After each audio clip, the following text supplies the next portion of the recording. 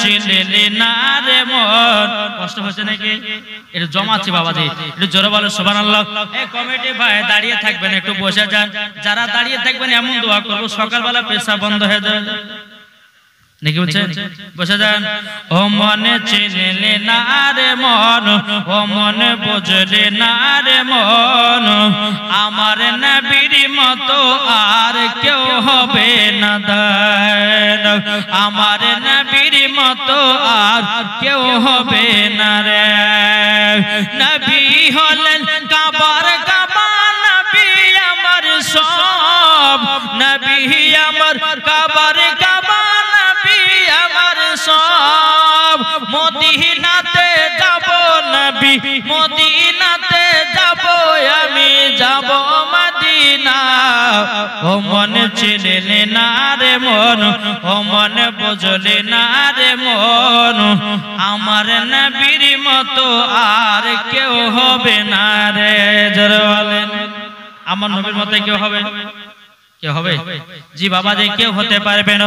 এ বাবাজি মুসলমান ভাইরা, ওগো আমার সোনা মানিকেরা, তাই বাবাজি আল্লাহ পাক আল্লাহ তাআলা বলতেছে যারা আল্লাহর পথে শহীদ হয়ে যায় তাদেরকে তোমরা মৃত্যু বলো না, তারা হলো জিন্দা জিন্দা জিন্দা, এবং তারা জান্নাতি খাবার খেতে পায়। এ বাবাজি মুসলমান ভাইরা, ওগো আমার সোনা মানিকেরা, আজকে যে মুহররম মাসের বাবা কত তারিখ? জি 2 তারিখ, ঠিক না? মুহররম মাসের 2 তারিখ। এ বাবা মুহররম মাস পড়ে গেলে বাবাজি আপনার কার কথা মনে পড়ে? ইমামে হোসাইনের কথা মনে পড়ে। বাবা কলিজাটা কেঁপে যায় রে বাবা। কিন্তু বাবাজি এই মুহররম মাসের 10 তারিখে শুধু একটা ঘটনা ঘটনায় আপনার কিতাবের মধ্যে প্রমাণ আছে। এই মুহররম মাসের 10 তারিখে বাবাজি একটা নয় দুটো নয় 360টা ঘটনা ঘটিয়েছে আল্লাহ। জোরে বলেন না সুবহানাল্লাহ, সুবহানাল্লাহ। ভাইরাও, এই সোনা মানিকেরাও, এই মুহররম মাসের 10 তারিখে বাবাজি ইমাম হোসেন কারবালাতে শহীদ হয়েছে রে বাবা, ইসলামকে জিন্দা করার জন্য। জোরে বলেন না সুবহানাল্লাহ। তাইলে বাবাজি মুসলমান সোনা মানিকেরাও, এই মুহররম মাসের 10 তারিখে বাবাজি আসমান বানিয়েছে। মুহররম মাসের 10 তারিখে বাবা জমিনকে বানিয়েছে। মুহররম মাসের 10 তারিখে বাবাজি হযরতে আদম সফিউল্লাহকে বাবাজি শ্রীলঙ্কাতে আপনার পাঠিয়েছে।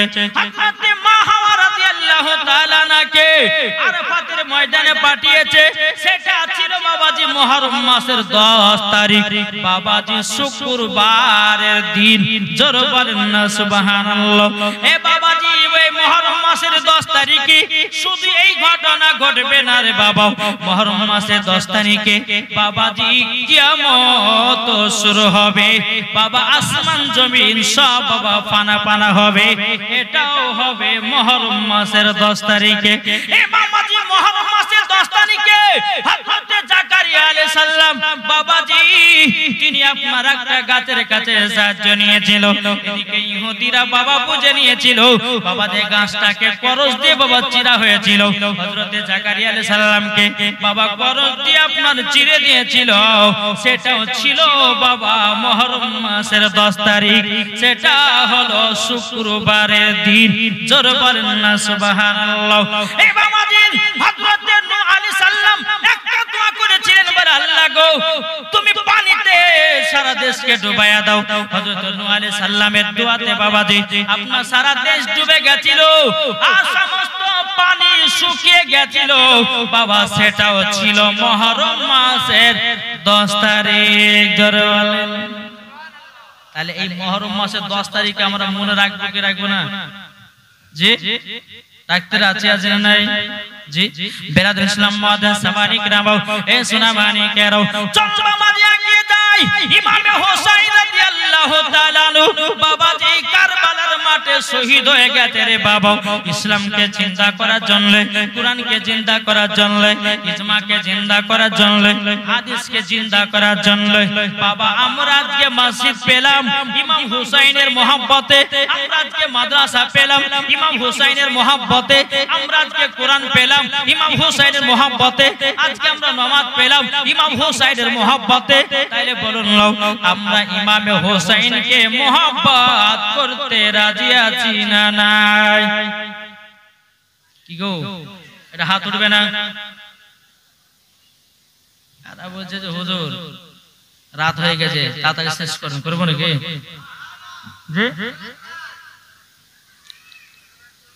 শুনতে রাজি আছেন না?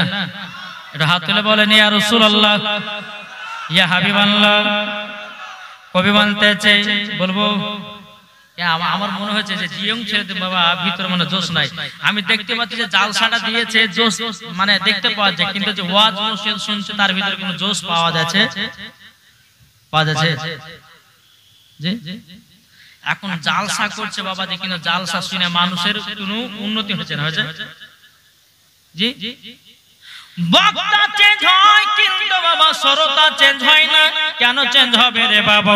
যেই মসজিদে নামাজ পড়তে যাও বাবা যে শুধু খাও জিনা করো কত পাপের কাজ করো বাবা, যে মুসলমান সোনামানি কেরো তোমাকে ওয়াজ শুনতেও ভালো লাগবে না। আজ এখানে যদি দুইটা মহিলাকে লাচানো হতো, হাইরে হাতের তালি মারতো বাবা, যে কত মজা হতো। ও যুবকেরা তোমরা মনে রেখে দাও, আল্লাহ পাক আল্লাহ তাআলা বলছো গো আমার বান্দা বান্দিরা, তোমরা যদি ওয়াজ নসিহত শোনার পরে দিলের ভিতরে যদি আনন্দ না পাও, জেনে নিতে হবে তোমাদের ঈমান এখনো কাঁচা আছে। কি বুঝতে পেরেছেন না?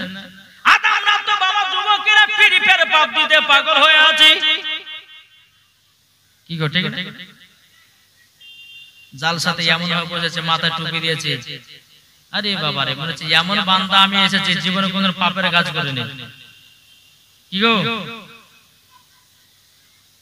বাবা যে আমরা বাবা যে নামাজ পড়ি সুদ খাই, নামাজ পড়ি হারাম খাই, নামাজ পড়ি কত রকমের গিল লাগাই, নামাজ পড়ি কত রকমের আপনার খারাপ কাজ করি। আল্লাহ পাক আল্লাহ তাআলা বলছো গো আমার বান্দা বান্দিরা, ওগো বান্দা বান্দিরা তোমাদের সকলকে অন্ধকার কবরে যেতে হবে। অন্ধকার কবর এমন একটা বড় জায়গা রে বাবা, এমন একটা বড় জায়গা বাবা, যে কবরে যে যায় সেই বাবা বোঝে অন্ধকার কবর কঠিন ভয়ানক জাগো। ও যুবকেরা তাই তোমাদেরকে বলি মদ খাওয়া ছেড়ে দাও, আপনার গুনার কাজ করা ছেড়ে দাও, তোমরা পাঁচ ওয়াক্ত নামাজি হয়ে যাও। আল্লাহ পাক আল্লাহ তাআলা যারা তোমাদেরকে জান্নাতি বানায়া নেবে, জোরে বলেন না সুবহানাল্লাহ। আপনাদেরকে একটা ঘটনা বলি রে বাবা, কিছুদিন আগে হয়তো আপনারা ফেসবুকের ভিতরে একটা ঘটনা দেখেছেন, টাটকা ঘটনা বাবা, দেখেছেন না? মোহাম্মদ আমিরের হজে যাওয়ার ঘটনা শুনেছেন? জি। আচ্ছা বলুন তো আমিরের মুখে কি দাড়ি ছিল রে বাবা? ছিল না, কিন্তু আমিরের মনে বাবা শখ জেগেছে নবী রওজা যাব, জোরে বলেন না সুবহানাল্লাহ। এই আমির বাবাজি নবী রওজাতে যাওয়ার জন্য পাসপোর্ট করলেন, ভিসা করলেন। বাবাজি মুসলমান ভাইরাও বাবা আপনার টিকিট কেটেছে। বাবা যেদিন আমিরের যাওয়া মদিনা শরীফে যাওয়ার ডেট, এই আমির বাড়ি থেকে বাড়িয়েছে এয়ারপোর্টে এসেছে। এয়ারপোর্টে আসার পরে এখন গেটম্যান বাবাজি পাসপোর্ট চেক করবে। এখন পাসপোর্টে দেখতে পেয়েছে আমিরের নামে কিছু ওয়ার্ড নাম ভুল আছে। এখন গেটম্যান বলছে গো আমির তোমাকে ভিতরে প্রবেশ করতে দেওয়া হবে না। বলে কেন, কিসের জন্য দেওয়া হবে না? বলে তোমার পাসওয়ার্ডে ভুল আছে, তোমার নাম ভুল আছে, তোমার নামটা যদি সঠিক না করো তোমাকে এয়ারপোর্টে ঢুকতে দেওয়া হবে না। কিন্তু বাবাজি আমিরের বাবাজি মাথা যেন গরম হয়ে গেল। আল্লাহ গো আমি কষ্ট করে আসলাম বাড়ি থেকে মদিনা শরীফে যাওয়ার জন্য, আজ নামের কারণে যদি আমি মদিনাতে না যেতে পারি আমি আমির বাড়ি ফিরব না, জোরে বলেন না সুবহানাল্লাহ। ওই আমি ছেলেটা বাবাজি আপনার এয়ারপোর্টে বসে থাকলো, তার মনে বিশ্বাস, বলে আল্লাহ আমি যখন বাড়ি থেকে বেরিয়েছি নবী রওজা যাব, নিশ্চয় আমি নবী রওজায় যাব, এটা আমার দিলের ভিতরে বিশ্বাস। জোরে বলেন না সুবহানাল্লাহ। এখন মামাজি প্লেন ছাড়বে এয়ারপোর্ট থেকে বাবা, যেই প্লেনে আমির চড়বে ওই প্লেনটা বাবাজি ছাড়া টাইম হয়ে গেছে। এখন প্লেনটা যখন বাবা ছেড়ে দিয়েছে আমি এয়ারপোর্টে বসে বসে কান্না করে, আল্লাহ গো আমি কি মদিনা যেতে পারবো না, আল্লাহ গো আমি কি মদিনাতে যেতে পারবো না। বাবাজি মুসলমান আমিরের মনে এত দুঃখ এত কষ্ট হলো, আমি মদিনাতে না যাওয়া পর্যন্ত আমি আমির বাড়ি ফিরব না। জোরে বলেন। কিছুক্ষণ পর যে প্লেনটা ছেড়ে দিয়েছিল বাবা, ওই প্লেনটা এয়ারপোর্টে আবার ব্যাক ইন আসতেছে, এয়ারপোর্টে ব্যাক ইন আসতেছে। এখন এয়ারপোর্টে যারা মালিক আছে তারা বলছে কি ব্যাপার, এই প্লেনটা তো মদিনা যাওয়ার জন্য রওনা হয়েছিল, এই প্লেনটা আবার ঘুরিয়ে আসলো কেন, কি কারণের জন্য ঘুরিয়ে আসলো বলো বলো বলো। বাবা ড্রাইভার বলতেছে, বলে প্লেনটা এই কারণের জন্য আসলো, এই প্লেনটা খারাপ হয়ে গেছে, এখন তাকে মেরামত করতে হবে, ঠিক করতে হবে। প্লেনটাকে মেরামত করা হলো বাবা, ঠিক করা হলো। বেরাদার দ্বিতীয়বার আমিরকে এয়ারপোর্টে রেখে দিয়াও, দ্বিতীয়বারও প্লেন উঠে গেল। আমির বাবাজি কেঁদে কেঁদে বলছে আল্লাহ আল্লাহ গো আমি মদিনাতে যাব, এটা আমার দিলের ভিতরে বিশ্বাস। আমার কিছুক্ষণ পর দ্বিতীয়বার আবার প্লেন এয়ারপোর্টে আবার ব্যাক ইন আসতেছে। জোরে বলেন না সুবহানাল্লাহ। এখন বাবাজি কেরা আপনার এয়ারপোর্টের মালিকেরা বলছে কি ব্যাপার, তুমি প্লেন কেন আবার ঘুরিয়ে নিয়ে আসলা? বাবাজি তারা বলতেছে প্লেন আবার খারাপ হয়ে গেছে। বাবাজি যে গেটম্যান ছিল বলো গো ভাই প্লেন খারাপ হয় না, এই আমির নামের ছেলেটাকে যতক্ষণ পর্যন্ত প্লেনে না যাবে এই প্লেন মদিনায় যাবে না। নারে তাকবীর, নারে রিসালাত, মাসলাক আল হাদরাত। জোরে বলে ওই আমির নামের ছেলেটাকে সম্মানের সহিত বাবাজি তাকে আদর সহ করে বাবা প্লেনের উপরে উঠিয়ে দিল। আল্লাহর কি কুদরত, সহি সালামতে আমার নবীজি রওজায় পৌঁছে যায়। জোরে বলেন। তাই কই বলতেছে নবী রওজা শরীফ, একটু হাত দিলে বলবেন যেন ঘুমটা আপনাদের ভাঙে। বলুন নবী রওজা শরীফ, এটা হাত দিলে দেখেন আরে यार জানে না यार নবীর প্রেমিক নাই, আরে নবীর প্রেমিকের জন্য হাত এমনি উঠে যাবে। জোরে বলেন, বলুন নবী রওজা শরীফ দেখে মন ভরে না। হাতটা লড়ান না ভাই, যে হাতটা লড়িয়ে লড়িয়ে বলেন আমার আল্লাহ খুশি হবে। নবীর জন্য হাত উঠলে পরে গুনাহ না নেকি। হাত তুলে বলেন নবী রওজা শরীফ দেখে মন ভরে না, নবী রওজা শরীফ দেখে মন ভরে না। দিদার দাও গো শাহে মদিনা, দিদার দাও গো শাহে মদিনা। আরো শের মেহমান করেছেন আল্লাহ, কত শান কত মান মোর কামলি বালা, ও গো মদিনা বালা। জোরে বলে ও গো মদিনা বালা করো করুণা, ও গো মদিনা বালা করো করুণা। দিদার দাও গো সাহেব মদিনা, দিদার দাও গো সাহেব মদিনা। জোরে করুন সুবহানাল্লাহ। বাবা যে মুসলমান ভাইরা ঘরে পরে পান 500 টাকা দিয়েছে, তারপরে মুখলিসুর রহমান তিনি দিয়েছে 1000 টাকা।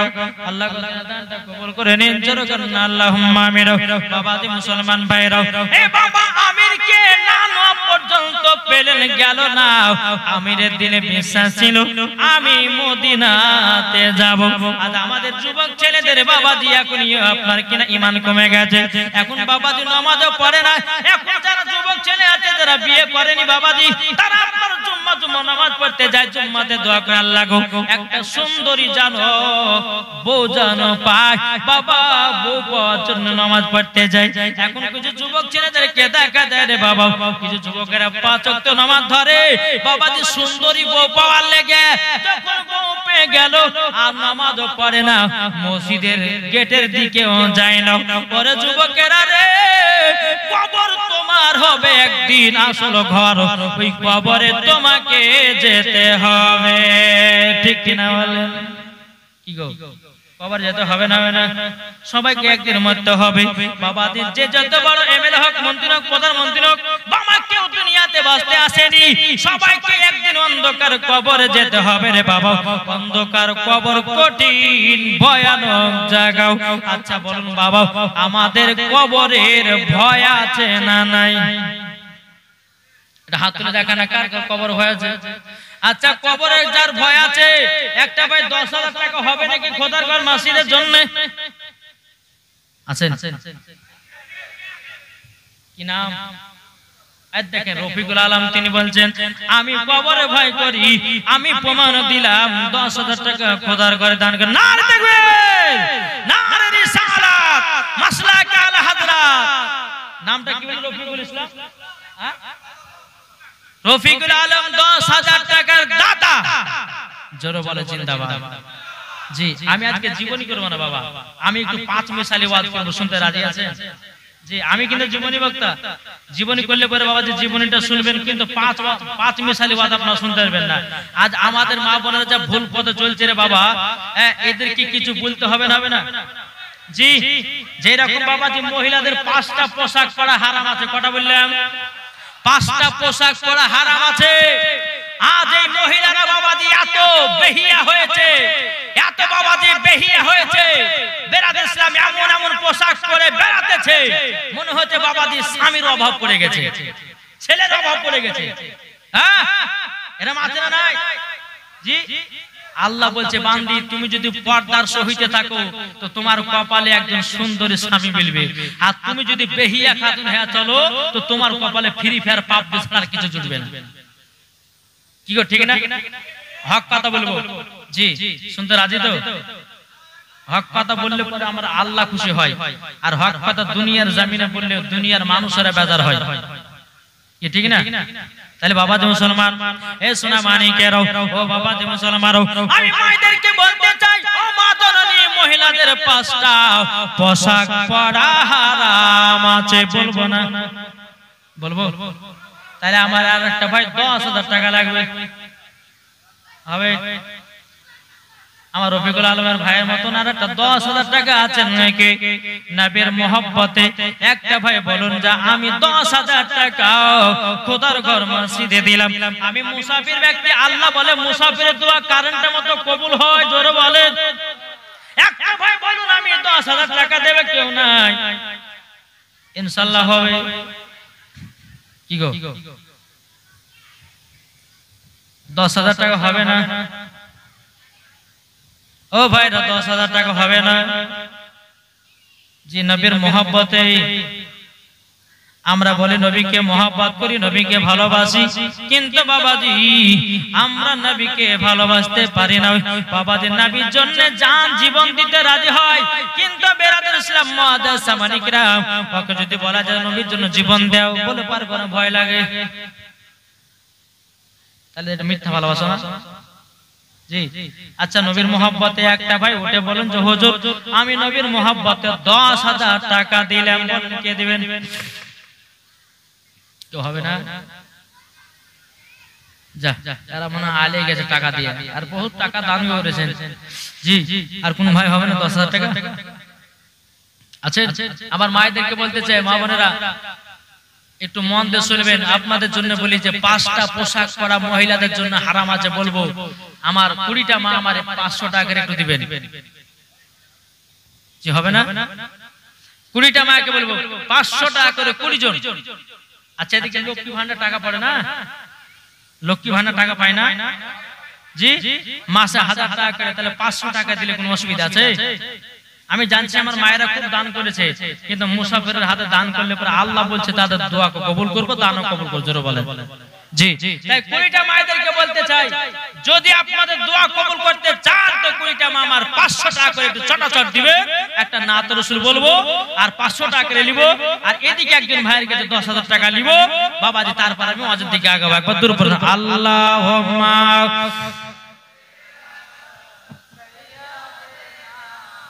মাওলানা মুহাম্মাদ আলে সাইয়্যিদিনা মাওলানা মুহাম্মাদ সাল্লাল্লাহু আলা মুহাম্মাদিন মুহাম্মাদ হরদম ज़बान से निकालो पाक नामे मुहम्मद हरदम ज़बान से निकालो सफियाना मुहम्मद सल्लल्लाहु ताला अलैहि वसल्लम तक বলতেছে আমি লিখিব চিঠি দেব তোমায় পাখি পৌঁছে দিও রোজায়। জোর হয় না?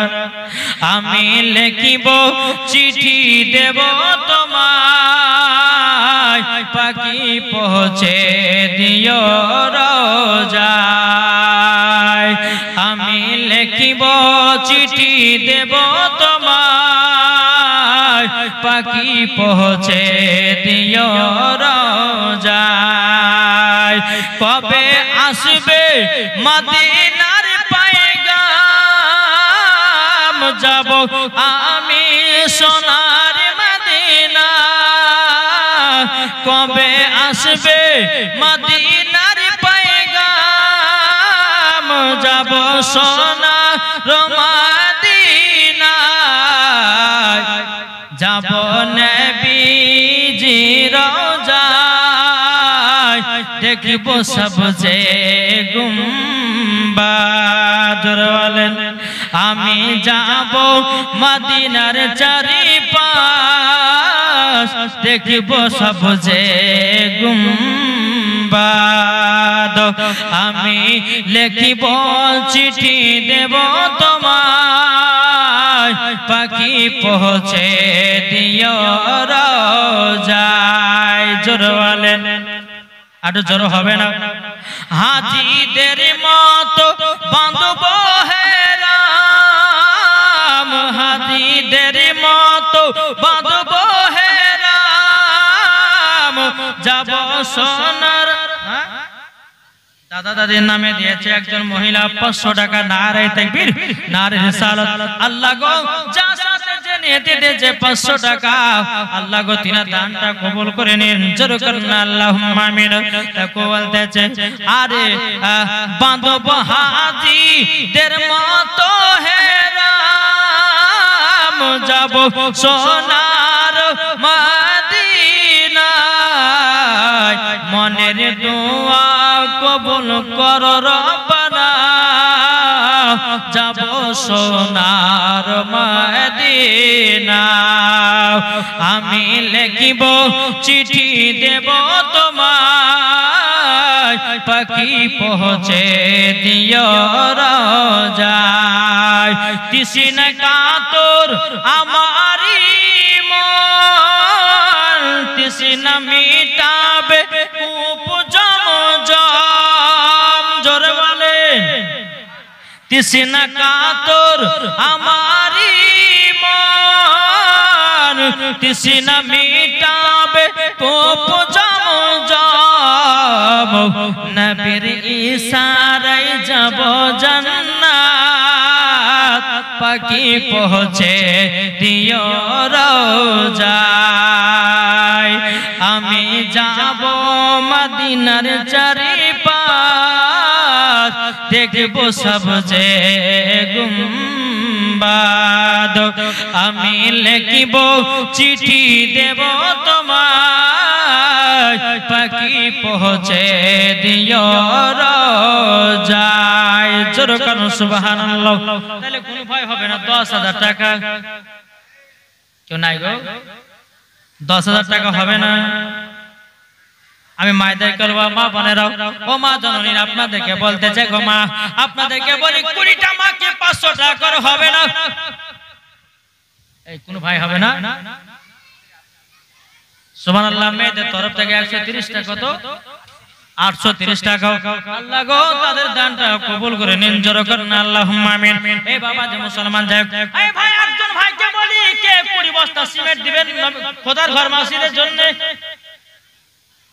20 বস্তা সিমেন্ট হবে না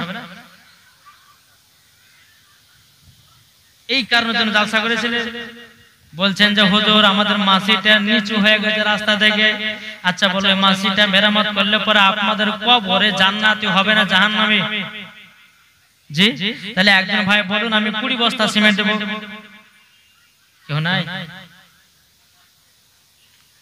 যেগুলো দেওয়ার সব দিয়ে দিয়েছে গো আর পাওয়া যাবে না মনে হয় হ্যাঁ যা ছিল ইতিবিটি সব একবার হয়ে গেছে তাহলে বাবা যে মুসলমান আমি আর দান চাইছি না নাকি বলছে দান চাইবো জি তাহলে বাবা যে মুসলমান সোনামানিক আপনাদেরকে একটা কথা বলি এই যে আমরা নবীর প্রেমিক আমরা এই জান্নাতি বাগানে বসেছি বেরাসলাম একজন ভাই বলুন না যে আমি 10 বস্তা সিমেন্ট দেব এর পরিচয়টা দেন নবীর আশিক নবীর প্রেমিকের পরিচয়টা একজন ভাই বলেন যে আমি খোদার ঘর মসজিদে 10 বস্তা সিমেন্ট কি নাম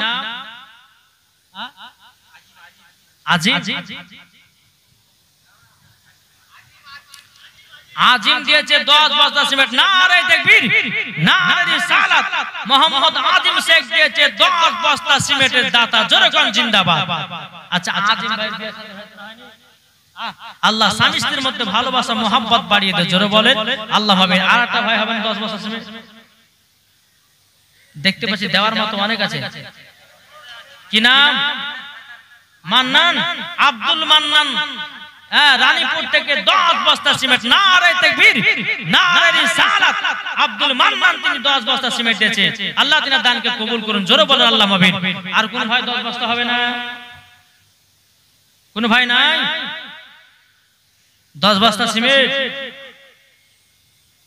এই কমিটি ভাইরা কি গো 10 বস্তা কি নাম ওটা বললাম তো আব্দুল মান্নান বললাম আন্তরা দিয়েছে 10 বস্তা সিমেন্ট নারে তাকবীর নারে রিসালাত রানীপুর থেকে 10 বস্তা সিমেন্ট দিয়েছে শ্বশুর শাশুড়ির নামে আর বাবা মায়ের নামে আল্লাহ তাআলা দানকে কবুল করে নি আল্লাহ তাদেরকে জান্নাতি বানিয়ে নিন জোরে বলেন আল্লাহুম্মা আমিন বাবা যে মুসলমান সোনা মানিকেরা আর কোন ভাই 10 বস্তা হবে না জি 30 বস্তা হলো আর 10 বস্তা হবে না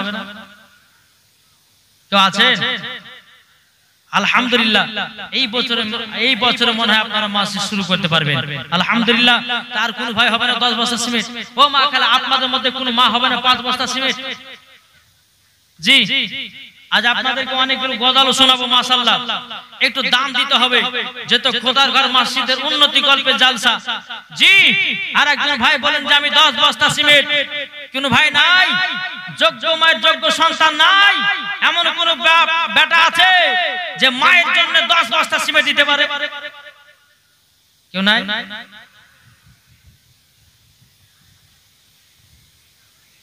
এই কমিটি ভাইরা আচ্ছা এই জালসার কমিটি কজন আছে গো এই জালসার কমিটি কজন আছে কত তাও 8 জন ভলান্টিয়ার কজন যারা ব্যাচ করে আছে তাই সেগুলো 150 জন হ্যাঁ তো বাবা যে মুসলমান সোনামানি হ্যাঁ 150 জন কমিটি আছে বাদরু আলী তিনি দিয়েছে 1000 টাকা নারে তাকবীর নারে রিসালাত বাদরু আলী তিনি দিয়েছে 1000 টাকা আল্লাহ তাআলা দানকে কবুল করুন জোরে বলেন আল্লাহুম্মা আমিন যাক বাবাজি একবার দুরূদ শরীফ পাঠ করুন আল্লাহুম্মা সাল্লি আলা সাইয়্যিদিনা মাওলানা মুহাম্মাদ আলা আলি সাইয়্যিদিনা মুহাম্মদ সাল্লাল্লাহু তাআলা আলাইহি সাল্লাম। বাবাজি মুসলমান ভাইরা, এ সোনা মানিকেরা, বাবাজি চলো আমি মায়েদেরকে বলতে চাই, মা জননীরা, তোমরা পাঁচটা পোশাক কখনো পরবে না। যদি ওই মহিলারা পাঁচটা পোশাক পরে রে বাবাও, মরার পরে বাবাজি জাহান্নামে দেওয়া হবে। এক নম্বর পোশাকের নাম হলো বাবা টাইট জামা পরা চলবে না। কি বললাম? টাইট জামা পরছে কি পরছে না? দা কি নাম? জমশেদ তুমি? হ্যাঁ, জুয়েল দিয়েছে দাদা দাদি নামে 1000 টাকা। আল্লাহ কত দানকে কবুল করে নিন। আল্লাহ যখন বিয়ে শাদী করবে, আল্লাহ তার কপালে একটা সুন্দরী নারী মেলায়া দিন। জোরে বলেন আল্লাহুম্মা আমিন। নাকি বলছে? জি, 1000 টাকা দিয়েছে।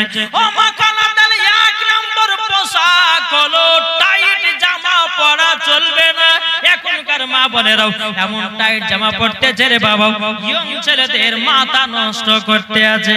বাবাজি ও মা জাননি, তোমরা হলে আমার নবী বলেছে এক ধরনের নারী আছে তারা যাবে জাহান্নামে, আর এক ধরনের নারী আছে তারা যাবে জান্নাতে। ও মা খালাও, তাহলে এক নম্বর পোশাক যে কোনো জামা পরবেন না কেন, টাইট জামা পরবেন।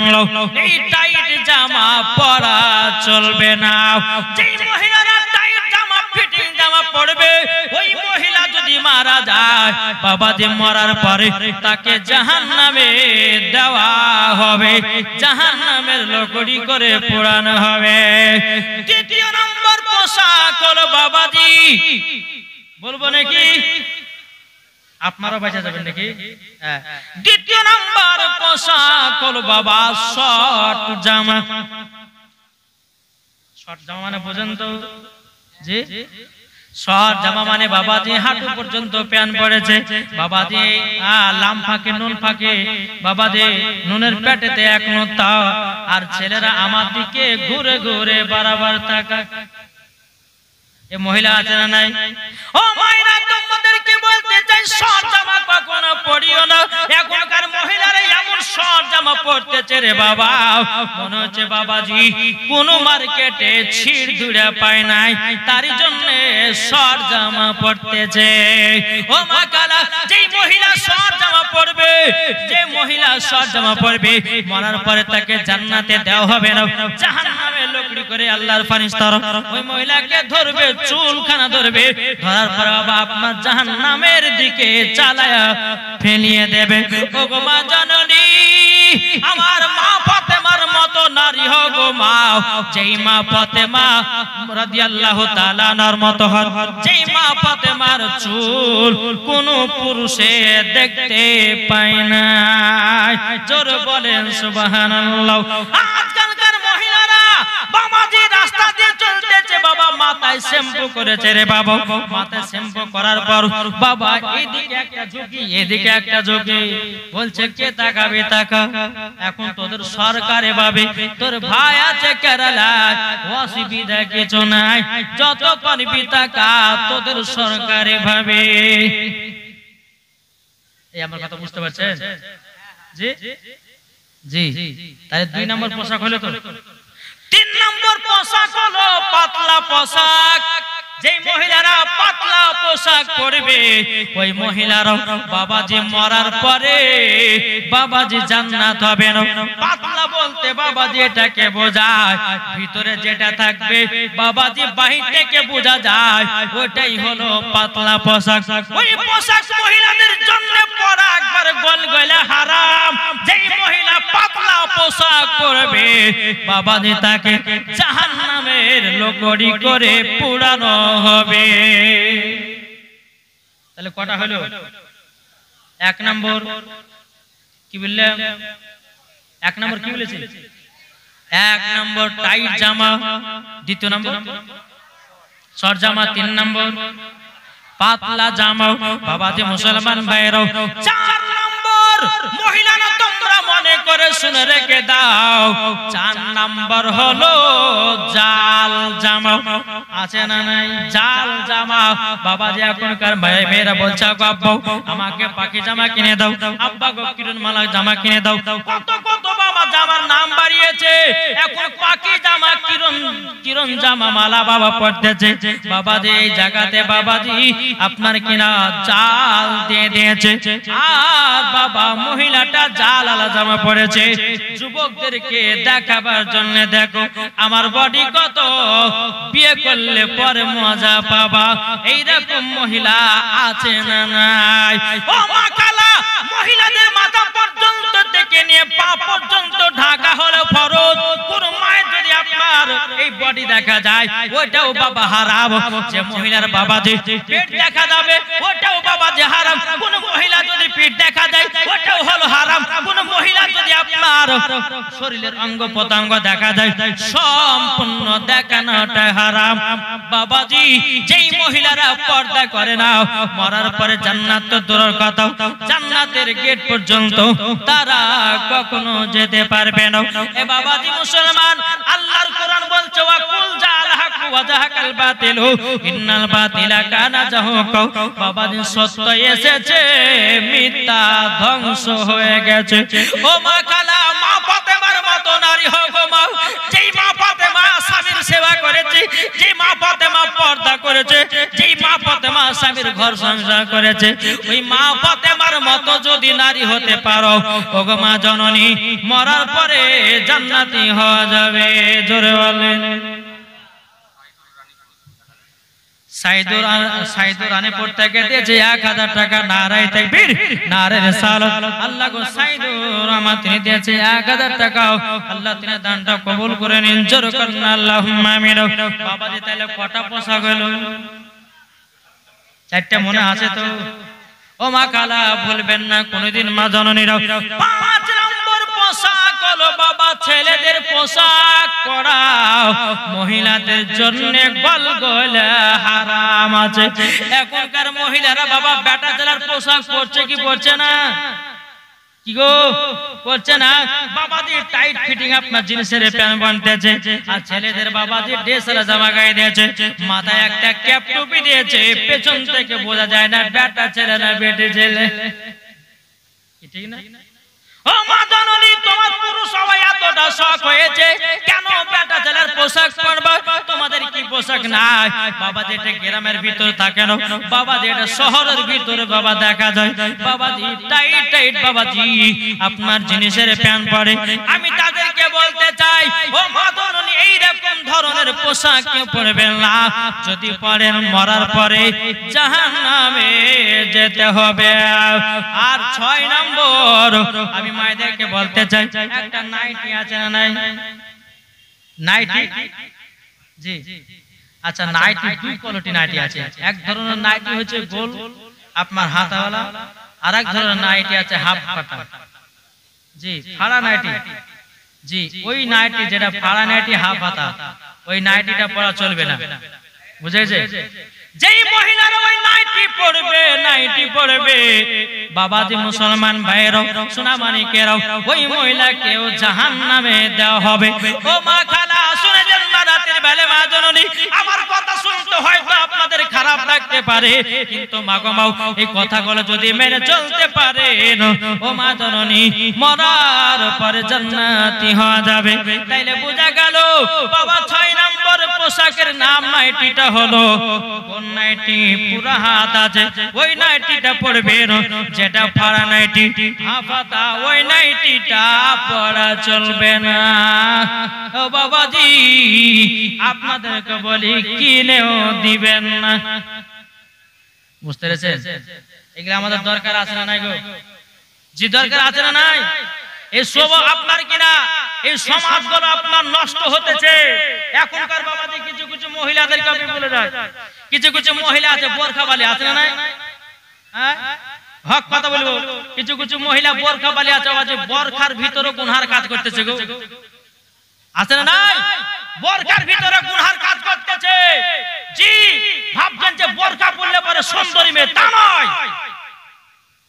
শুনেন, যারা বোরখা পিনবে দেখলে বোঝা যাবে যে খাতুন জান্নাতের মতো নারী। কি গো এখন কিছু মহিলারা বাবাজি গার্লফ্রেন্ডের সঙ্গে দেখা ভালোবাসার সঙ্গে দেখা করার লেগে বাবাজি বাপ্পা বলছে আব্বা গো মাওলানা ওবায়দুল ইসলাম জামালি কালকে পর্দায় বিষয় ওয়াজ করেছে আমাকে বোরখা কিনে দিতে হবে 3000 টাকা দাও তো 3000 টাকা নিয়েছে নেওয়ার পরে বাবাজি এদিকে সুযোগ সুবিধা হয়ে গেছে ভালোবাসার সঙ্গে মেলামেশা করার লেগে পর্দার ভিতরে থাকবে মুখ টুক ঢাকা এখন আব্দুর রহমানের বিটি না 7টার বিটিতে ধরতে না পারবে জি সুযোগ আপনার সুযোগ হয়ে গেছে তাই মায়েদেরকে বলতে চাই বোরকা আমি পড়তে মানা করছি না কিন্তু বোরকার ভিতরে খারাপ কাজ করিও না আজকে বেধর্মী মহিলারা আজকে বোরকা পরে খারাপ খারাপ কাজে করতেছে আর মুসলমান মহিলাদের দুর্নাম হতেছে কি গো ঠিক না জি বোরকা পিনতে আমি মানা করছি না এমন বোরকা পিনিয়ে না যে মাজার আপনার ইঞ্চি হচ্ছে 32 আপনি বোরকা পিনতেছেন আপনার 32 বুঝেন না বোরকা পিনলে পরে মাজার সাইজ বোঝা যায় 32 তাহলে ওই বোরকা পরে লাভ আছে বোরকা এমন পরে ঢিলা ঢালা জানেও কোন ছেলে তোমার দিকে তাকিয়ে যেন খারাপ নজর না দেখতে পারে নালে এখনকার মহিলারা এমন টাইট টাইট বোরকা পিনতেছে আর যুবক ছেলেদের মাথা নষ্ট করতেছে কি গো ঠিক বলছি না ভুল বলছে জি তাই আপনাদেরকে বলতে চাই জি বিটিদেরকে পর্দার আড়ালে রাখুন কিন্তু খুব সাবধানে বিটিদের প্রতি লক্ষ্য রাখবে এখনকার মহিলারা বাবাজি যারা কলেজে পড়তেছে যারা আপনার স্কুলে পড়তেছে এখন স্কুলে পড়াশোনা হয় না ভালো আর কলেজেও পড়াশোনা হয় না শুধু বাবাজি আপনার কত রকমের ঠাট্টা মজা হয় এই কলেজ আর স্কুলে তো আল্লাহ মালিকই জানে